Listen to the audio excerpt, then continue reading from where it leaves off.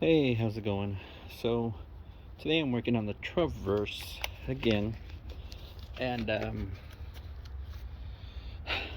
real quick summary. I was ironic because I was gonna make a video about it and how it's holding up 2 years later. My hose here that I made a video about a while back, and it actually kind of made its own right angle now. It's not ideal, but there's not a whole lot of restriction going on there. And it's holding up great. Well, the hose right above it broke on it, and now here I am after working all day fixing this because my wife wouldn't take the Tahoe. But that's a video that either it gets uploaded before or after this one. But this one's pretty straightforward. There is a right above this hose, you can't see it very well, there you go, there's a T, and that one's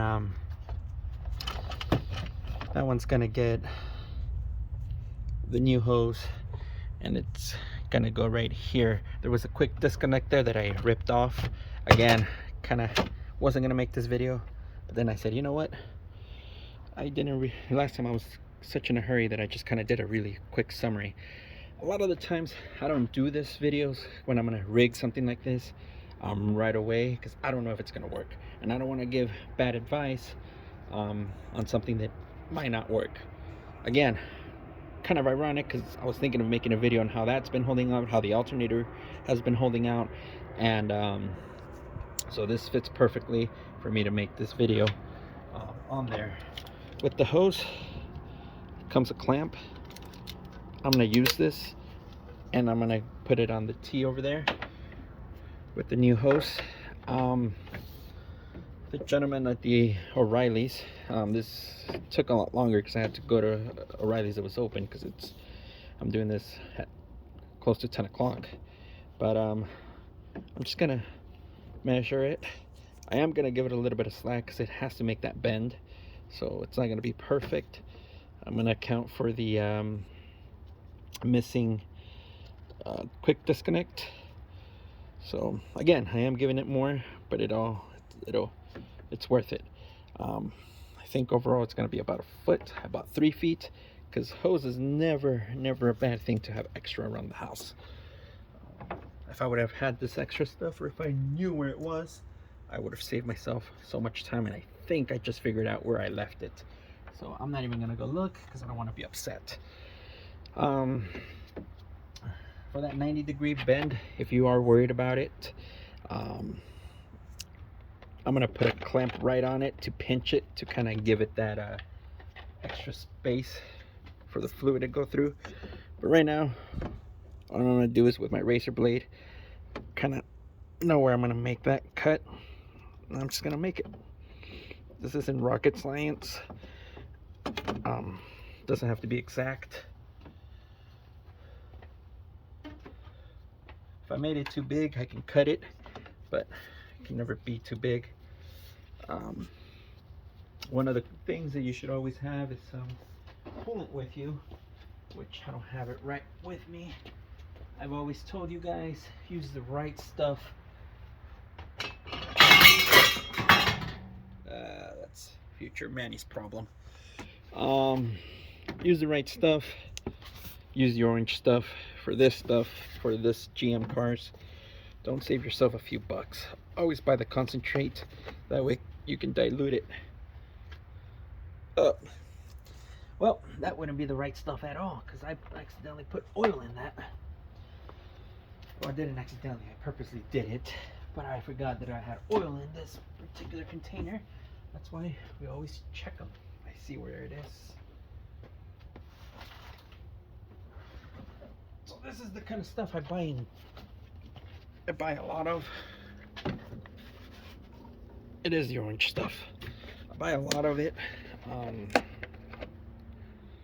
yeah.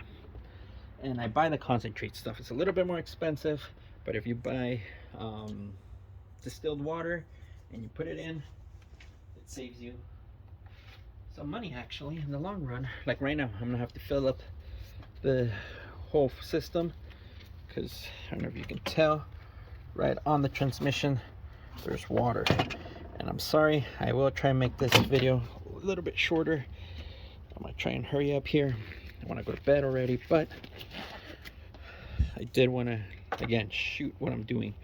I did have to take off the air duct and this kind of insulation.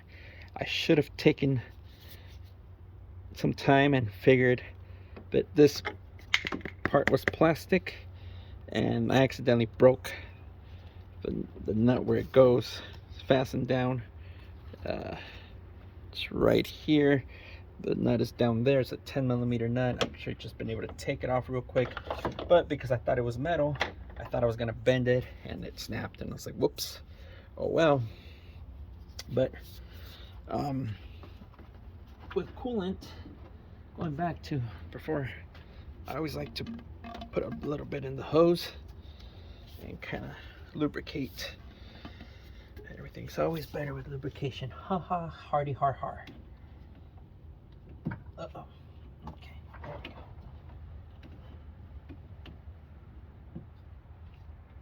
Well, that went pretty easy. I'm actually gonna attempt to replace, I always use vice grips when I'm doing these kind of clamps. I'm gonna attempt to replace that T with a metal one. Replace the T with a metal one and replace the other hoses too, just because the other hose has a quick disconnect. The one going into the heater core, or I don't know, not heater core. Yeah, heater core, I don't know. That one is, oh, that one's just like this with clamps. I don't know why they decided to crimp quick disconnects. That's a pain in the ass. That's just too, it's a little bit higher than I would have liked it, but it actually works out because now I don't have a kink in there at all. Might be able to cut off an extra inch. Just have it lay there. Yeah, that's what I'm gonna do because it stuck out a lot.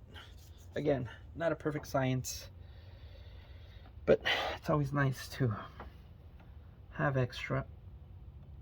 That way, in case you need to cut it, you can.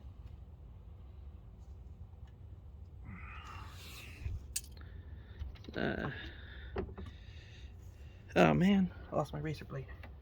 Damn it. Hopefully it fell in the transmission. Yep. Alright. I'm hoping you can see this stuff. I don't know if I'm getting a good angle or not. But essentially I'm just cutting the hose there. Alrighty. It's pretty late and I hate to disturb my neighbors. My wife really needs her vehicle. I'm doing this on New Year's Eve. And my wife has some shopping to do tomorrow. Haha. And she needs her car. And just in case one of the kiddos gets sick and she needs to take them to the doctor. Even though it's a weekend, urgent care or whatnot, you just never know. You need a car, right, at any time.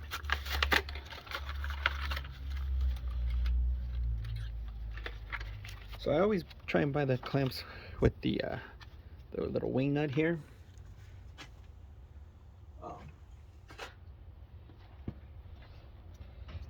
They're not meant to be tightened down super hard because they will break, but for this application it works just fine.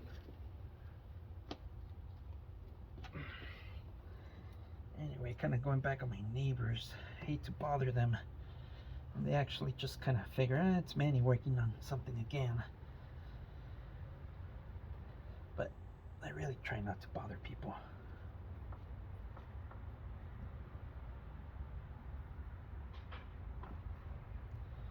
And there you go. I actually could have cut more, but I think I shouldn't intervene with anything. Again, this thing just kind of went somewhere here. Uh-oh. Oh. There you go. So I thought thought it was gonna be a problem, but it wasn't. I don't know why that's there, but I'm gonna put it there. Anyway, the rest is more of the same. Come here. Just trying to put everything back where it goes. Of course, you never have enough room. So this is the part where I cuss a little bit. And this is why when YouTube asks me, hey, is this meant for children? I say, nope.